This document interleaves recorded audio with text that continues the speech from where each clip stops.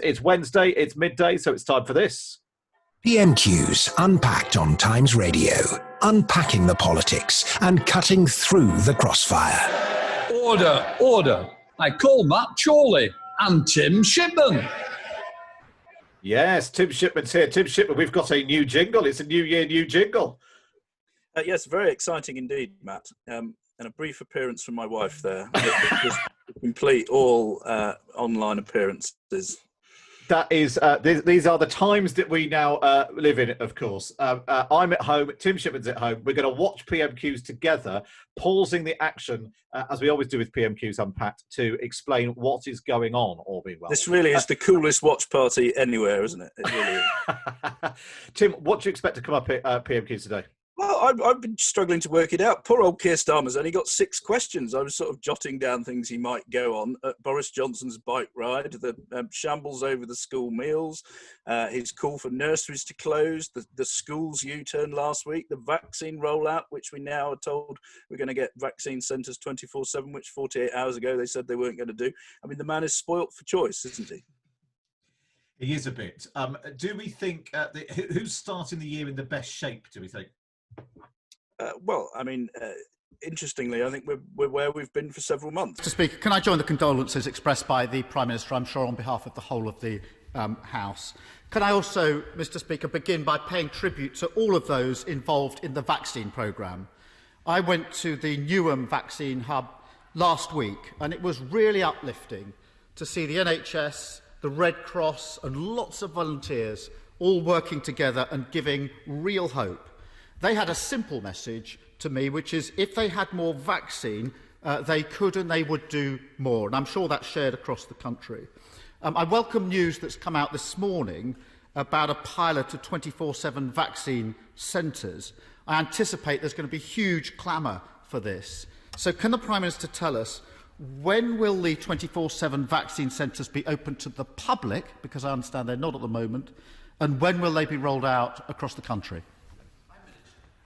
Well, I'm grateful to the Right Honourable Gentleman for what he says about the rollout of vaccines, and I can tell him that we'll be going to 24/7 as soon as we can, and my right friend, the Health Secretary, will be setting out more about that in due course. And as he rightly says, at the moment the limit is on supply.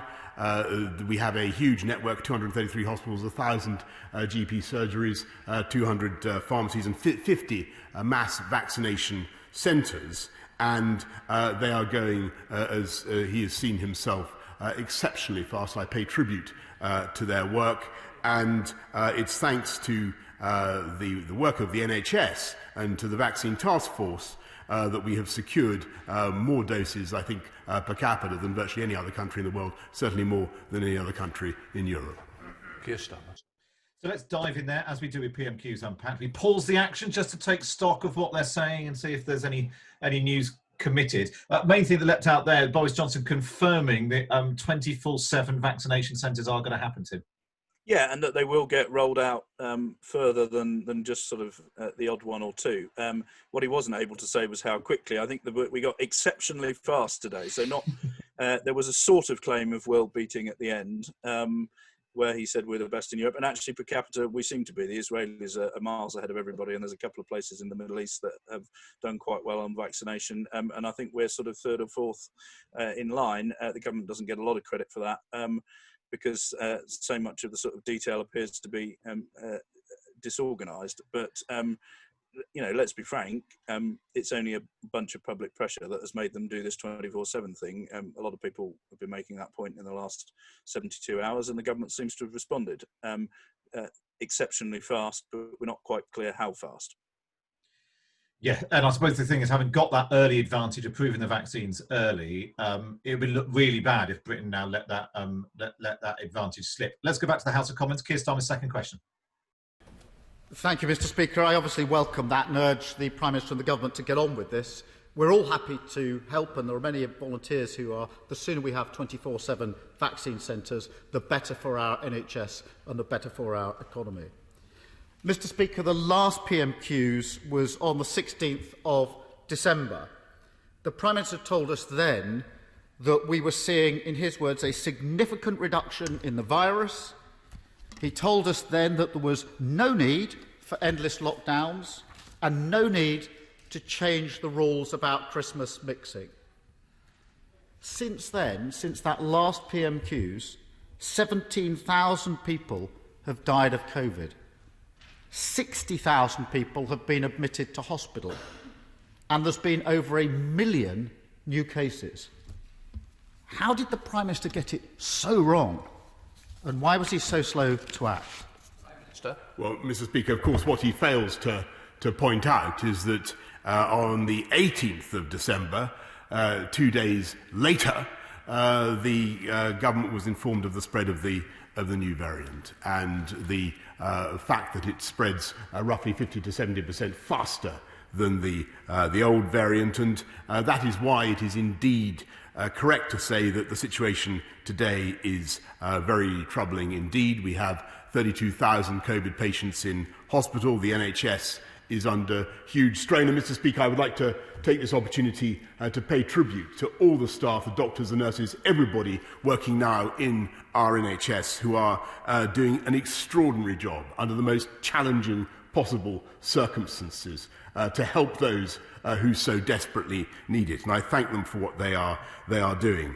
But at the same time, I also want to thank all those involved in what is the biggest vaccination programme in the history of this country, where once again the NHS is in the lead, working with the Army and the Legion of volunteers and everybody else. And that programme of vaccines, Mr. Speaker, does show the way forward. It does show how we're going to come through this pandemic. And again, I repeat my gratitude to all those involved, because they've now vaccinated 2.4 million people, delivered 2.8 million doses, more than any other country in Europe. This is the toughest of times, Mr. Speaker, but we can see the way forward. Okay, let's just jump in now. I mean, some stark figures, Tim Shipman, from Keir Starmer. 17,000 people have died from coronavirus since the last PMQs. Prime Minister pointing out that he only was told of the danger caused by this new variant 2 days after the last PMQs. So an awful lot has happened since the Commons last met. Yeah, we've had a year's worth of news in a month, haven't we, effectively? This is what Starmer has done fairly effectively over the last year. This is his big picture argument. This is the argument he's going to present at the next general election about Boris Johnson, that he takes his eye off the ball and that he acts too slowly, and that ultimately the government have not been tough enough and have not kept a lid on the virus. I think, I've been listening to a bunch of focus groups in the last couple of days. I think that view is pretty prevalent in the public, but the other view that's reasonably prevalent is that this is a very tough situation and the government is kind of muddling along, and while people are disappointed with them, they also understand that there are problems, and that's why you still have both parties locked pretty much dead level in the opinion polls. But this is the big argument that Starmer wants to prosecute, and those figures are pretty stark.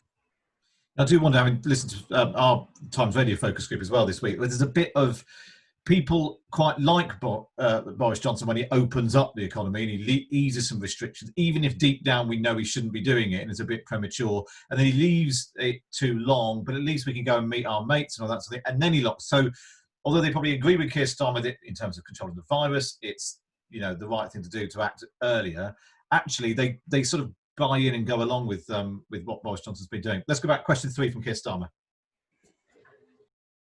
Mr. Speaker, the Prime Minister says that effectively 2 days after that PMQs, the advice changed. The truth is, the indicators were all in the wrong direction back at the last PMQs. But be that as it may, the Prime Minister says he got that advice on the 18th of December, 2 days after PMQs. And we've all seen the Sage minutes of the 22nd of December confirming the advice that was given to the government.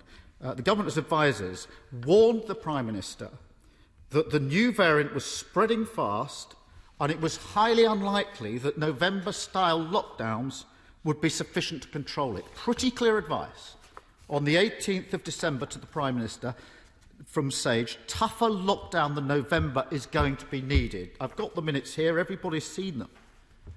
Yet instead of acting on the 18th of December, The Prime Minister sat on his hands for over 2 weeks. We're now seeing in the daily figures the tragic consequences of that delay.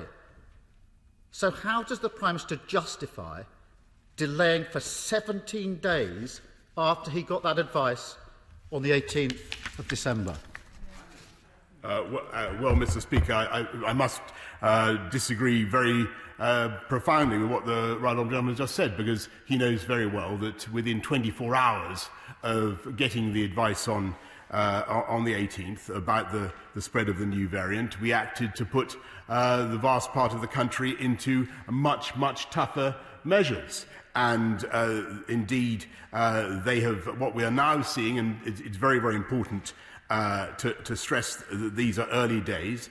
We are now seeing the beginnings of some signs that is starting to have an effect in many parts of the country, but by no means everywhere. And it is early days, Mr. Speaker, and people must keep their discipline, keep enforcing the rules, and work together, as I've said, to roll out that vaccine programme. But, Mr. Speaker, I do recall that on the day that we went into a national lockdown, and sadly we were obliged to shut the schools, even on that day, the Labour Party was advocating keeping schools open for understandable reasons, Mr. Speaker, because we all want to keep schools open, but I think it a bit much to be attacked for taking tougher measures to put this country into the protective measures it needed when the Labour Party were themselves calling then to keep schools open.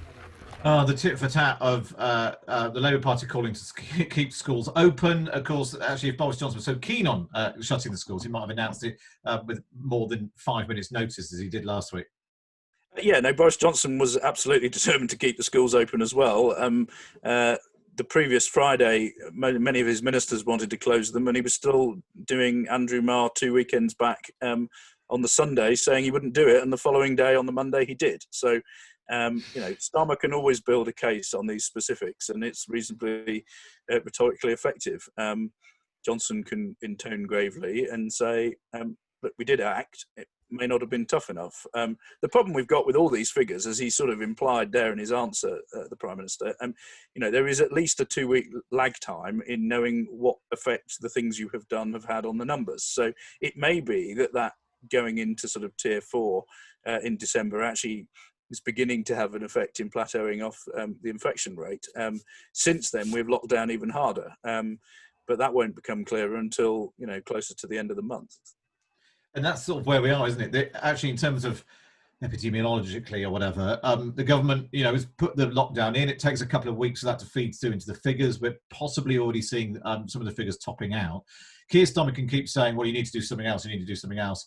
It makes sense to wait and see if what is currently being done works. But of course, if it's not working, then Keir Starmer can say later, well, I did tell you to do something else. It's also not totally clear what else there is. I mean, apart from quite how many people are catching it while collecting a takeaway coffee or having a wander around B&Q. It's not totally clear. I mean, you could shut nurseries possibly, but... Well, Starmer has called for nurseries to shut, but the only reason I'm sitting here talking to you now without a 2-year-old in my lap is because the nurseries are open.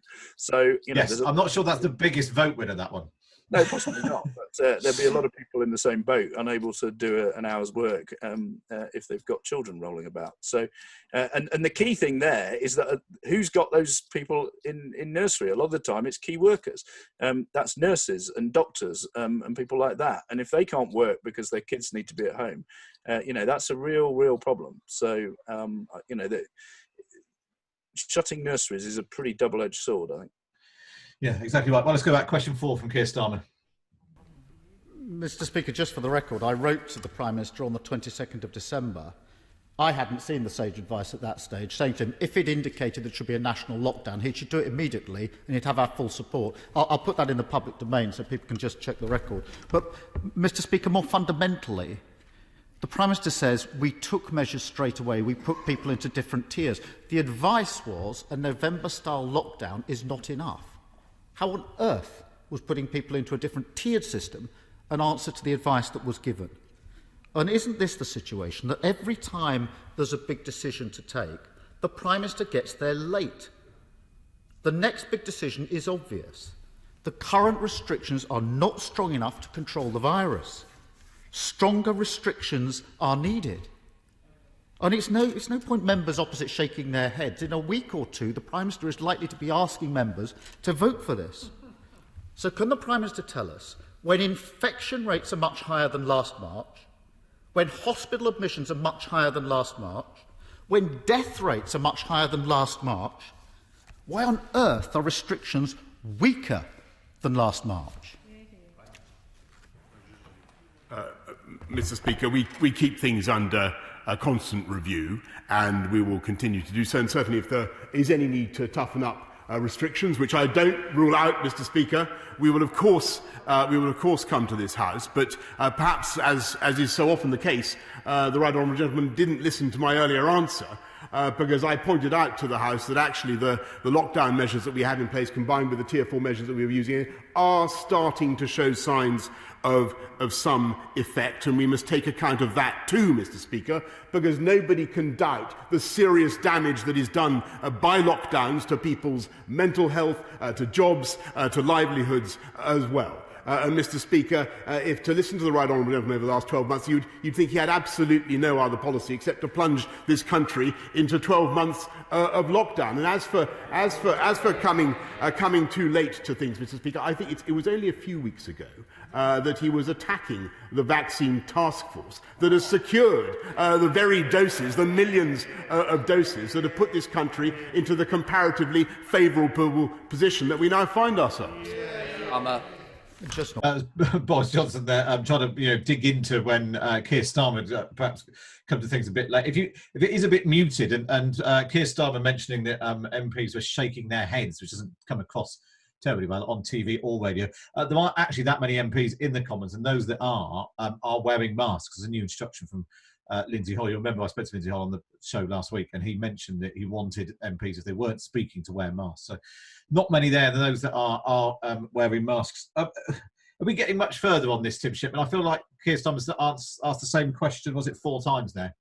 Well, he obviously thinks he's on to a winner, but Boris Johnson's answer there, I think, was interesting, and it tapped into what you were saying earlier about the focus groups you'd been listening to, which is, the government can either have a strategy that allows us to coexist with the virus in a permanent state, but that would involve pretty substantial restrictions for the whole time, or we can keep going through this cycle of locking down and opening up. And while it's frustrating and irritating, and it may be slightly more, there is an argument the government could make, they don't necessarily make it very efficiently, that it's better for the economy to allow pockets of economic activity, and also, as you said earlier, for the mental health of people, that once in a while they do get to go out. You would hope, combined with the vaccine, that becomes more of a reality. But he can hit back and say the alternative is, we're locked down for an entire year. Whether that's quite Labour Party policy, I somewhat doubt. Yeah, although that is sort of the implication. Keir Starmer's answer is implication of what he's saying, but it's not explicit policy, and I doubt it would become such. Okay, I think we've got 2 more left. There's a question 5 from Keir Starmer. Not true.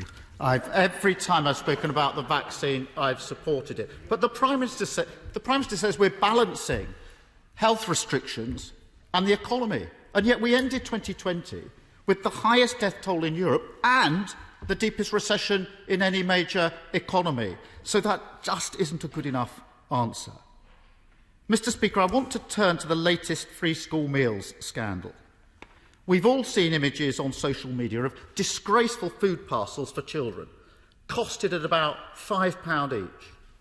That's not what the government promised. It's nowhere near enough. So can I ask the Prime Minister, would he be happy with his kids living on that? And if not, why is he happy for other people's kids to do so?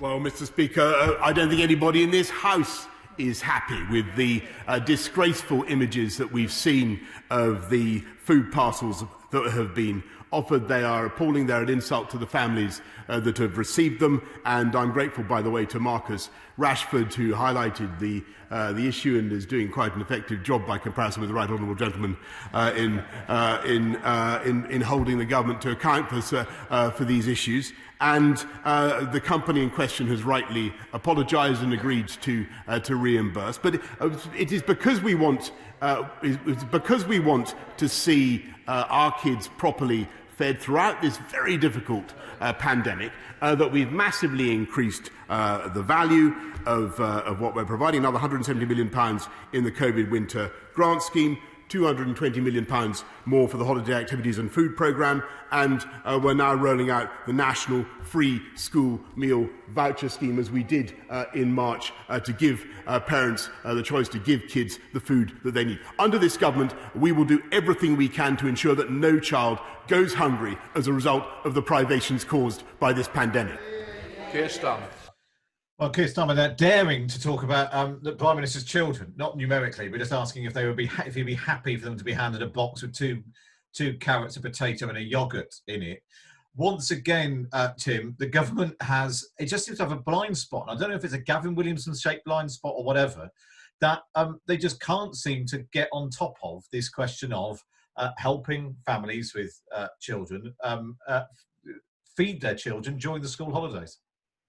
No, this is now the third iteration of this row, and we're reaching the point where, frankly, it would make more sense to appoint Marcus Rashford, the minister in charge of it. The chutzpah involved there in Boris Johnson saying that Rashford is doing a better job than Keir Starmer in holding him to account. You might say he's doing a rather better job than the ministers in prosecuting this issue as well. I realise he's busy playing football, but he would appear to have a decent level of capacity to actually get to grips with this. No, it's a blind spot for the Tories. They're inherently suspicious of food banks and all that kind of thing.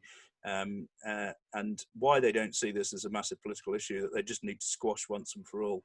And handing it to a company that appears to have made a dog's breakfast of it and appeared until relatively recently to have links with Conservative Party donors is, the political equivalent of taking a gun and, firing it so many times that you have about 3 toes left. It is absolutely bizarre that they haven't got to grips with this.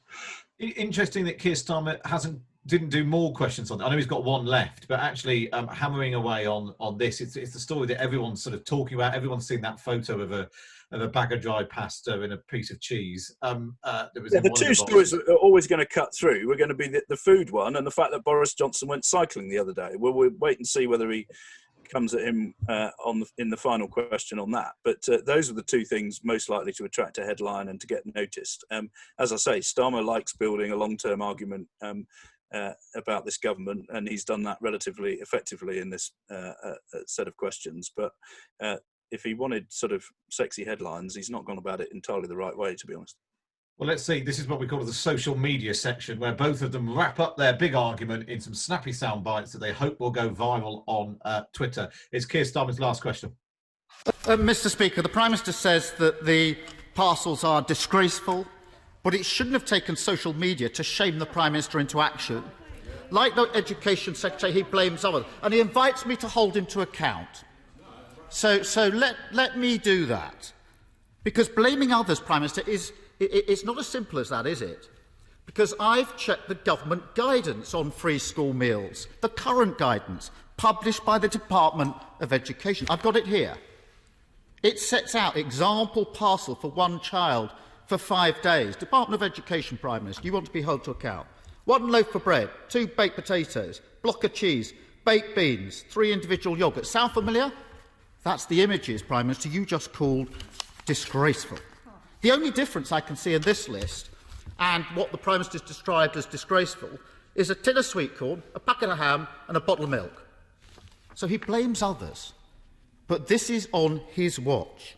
The truth is, families come last under this government, whether it's exams, free school meals or childcare. Will the Prime Minister undertake, he wants to be held to account, to take down this guidance by the close of play today and ensure that all of our children can get a decent meal during the pandemic? Speaker, the right honourable gentleman's words would be less hypocritical and absurd if it were not for the fact that I don't believe anybody's a hypocrite in this chamber. I think we need to be a little bit careful about what we're saying to each other. There was a not truth earlier, and there was also comparisons to others. Please, let's keep the discipline in this chamber and the respect for each other. We're tidying up how this Parliament behaves, and I certainly expect the leadership of both parties to ensure that takes place. Prime Minister, would you like to withdraw hypocrisy?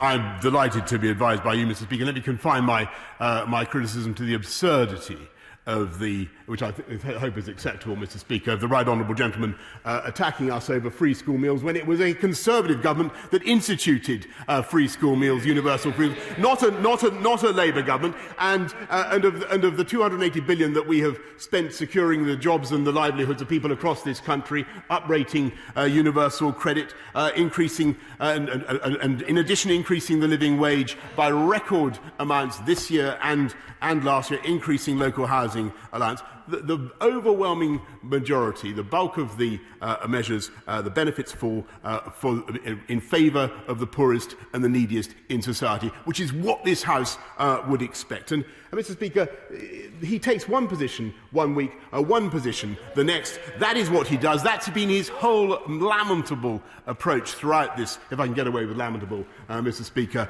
throughout this pandemic.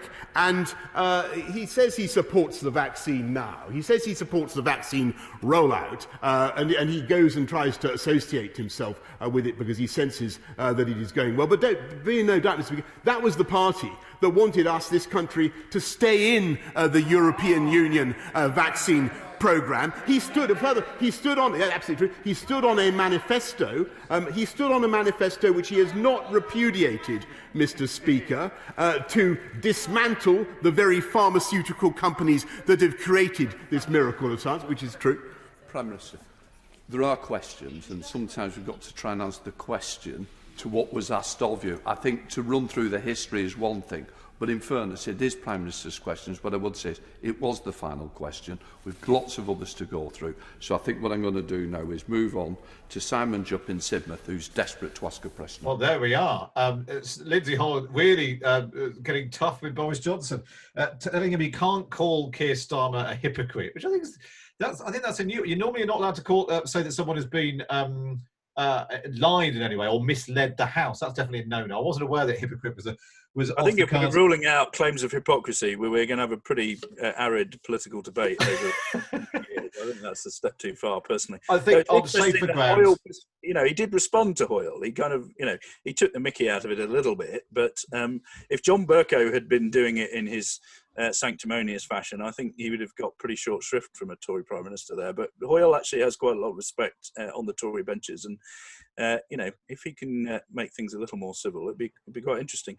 But yeah, just while that last thing was playing out there, and Keir Starmer weeding out that guidance of what should and shouldn't be in a food parcel, Number 10 have put about this guidance, which sources are saying that it's been selectively quoted in the Commons, which shows the parcel highlighted yesterday did not nearly meet the DFE requirements. So journalists will be poring over that to see if, it seemed like quite a good hit from Keir Starmer to say, look, I've got the guidance here. Basically, what you're telling people to put in these boxes isn't up to scratch. Which seemed like quite a good story. Number 10 saying... Yeah, but the interesting thing here is, we've got two WhatsApp messages here. One from the Labour Party saying this is the guidance and it's all terrible. And the other one from Downing Street saying they're misquoting it. That's pretty fast work from both sides. And I can think of, times during perhaps Theresa May against Jeremy Corbyn where neither operation had its executed on. And these kind of messages would appear about 4 hours later. So that shows they're both on the ball. So a win for the spin teams. But who emerged today as the winner, do we think?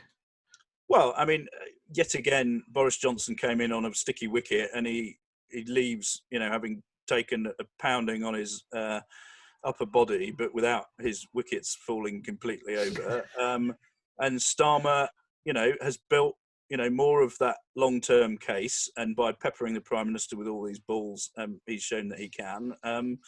It's a softening up exercise. It's part, it's the early overs of a test match where, he's given the PM a hard time, but, the bloke's still there. So it's a score draw. I would have thought Starmer would probably emerge marginally happier, but, sometimes, as we said at the top of this programme, there's a lot to go on and, he hasn't necessarily delivered the killer blow.